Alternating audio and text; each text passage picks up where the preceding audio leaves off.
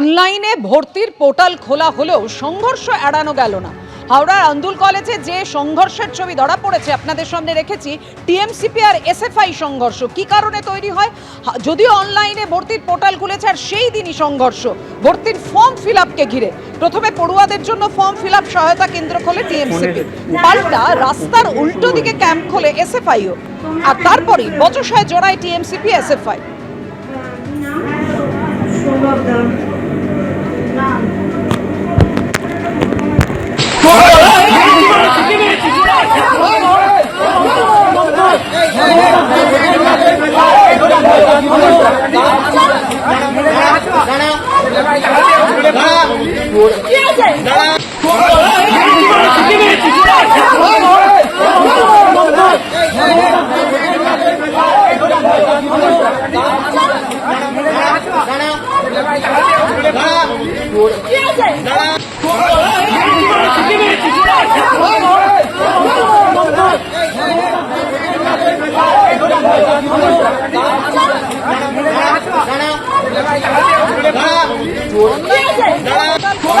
হাওড়ার কলেজে সংঘর্ষ তৈরি হয়, টিএমসিপি আর এসএফআই সংঘর্ষ বাধে।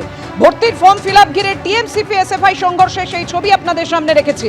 প্রথমে পড়ুয়াদের জন্য ফর্ম ফিল আপ সহায়তা কেন্দ্র খোলে টিএমসিপি, পাল্টা রাস্তার উল্টো দিকে ক্যাম্প খোলে এসএফআইও, আর তারপরে বচসায় জড়ায় টিএমসিপি এসএফআই সদস্যরা।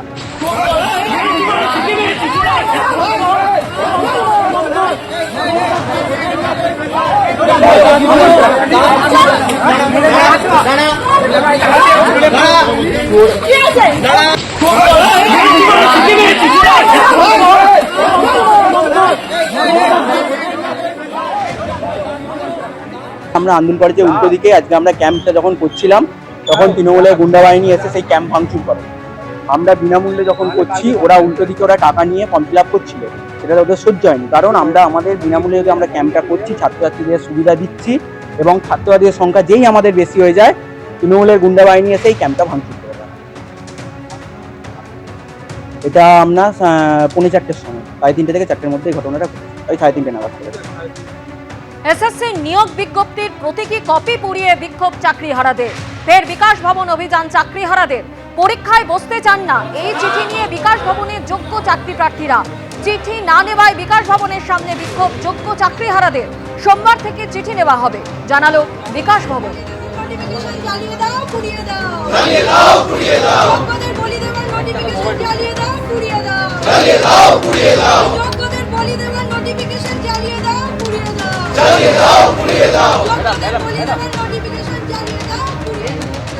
যোগ্য চাকরিহারা শিক্ষকরা তারা প্রতিবাদ জানাচ্ছেন কিভাবে?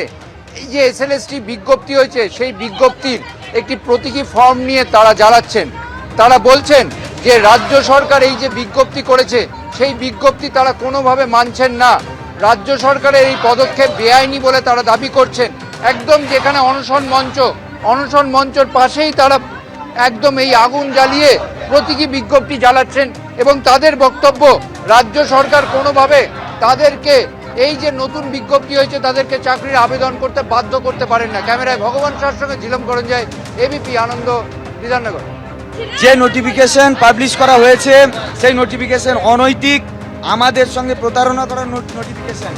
এই নোটিফিকেশন আমরা পুড়িয়ে এটার প্রতিবাদ জানাচ্ছি, কারণ আমরা চাই না রিভিউ পিটিশনের যে রেজাল্ট, সেই রেজাল্ট দেখিয়ে না দেখা পর্যন্ত যে আমাদের পরীক্ষার ফর্ম ফিল আপ করানো হচ্ছে, এটা আসলে রিভিউকে দুর্বল করা, রিভিউ রেজাল্টকে নস্যাৎ করার একটা চক্রান্ত। তাই এই নোটিফিকেশন আমরা মানছি না, এটাকে আমরা দাহ করছি। এই নোটিফিকেশনটা কিন্তু সম্পূর্ণরূপে যোগ্য শিক্ষক শিক্ষিকাদের অধিকার রক্ষার পরিপন্থী এবং তারা বারবার করে এই যে নোটিফিকেশন জারি করার যে প্রক্রিয়াটি, সেটি রিভিউ রেজাল্ট না দেখে কিন্তু তার আগেই বের করেছেন।